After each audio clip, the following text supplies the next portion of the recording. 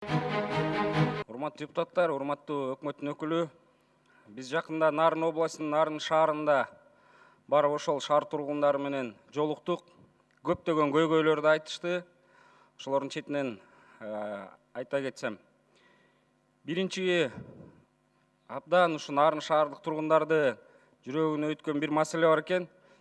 Ушу эгемендүүлүк алган 28 жылдан бери ушул Нарын шаарына бир да мектеп салынбаптыр.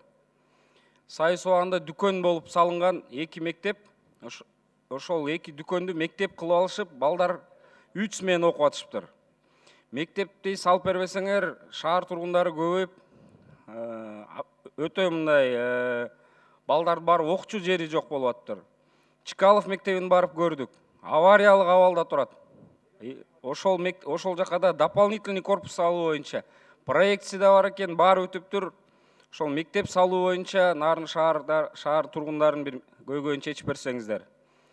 Кийинки айта турган маселе бул жанагы чек арада иштеген бийик тоолуу заставаларда, Аксай арпада кызмат кылган, анан кийин пенсияга чыккан ошо пенсионерлердин көйгөйүн айтып атышат. Алар кызмат кылып, ак эмгек кылып, пенсияга чыккандан кийин ошол высокогорьяда жашашыңар керек.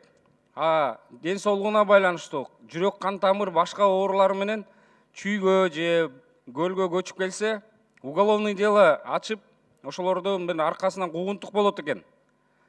Эми өмүр бою ошо чек араны кайтарып иштеген адам пенсиясын алып каяка барып жашайт?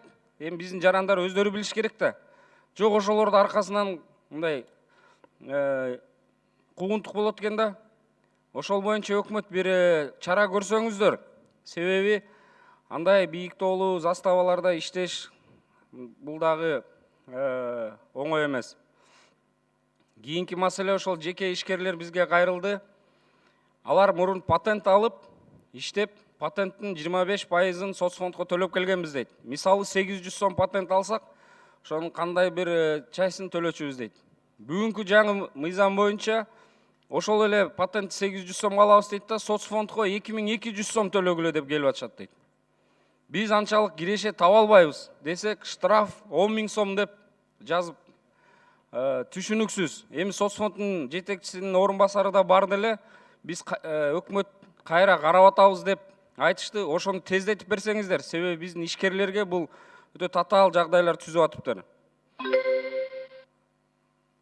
Анан Нарын шаарынын тургундары ошол канализация маселесине бул көп гранттар келип атат, ошону да карап берсеңиздер.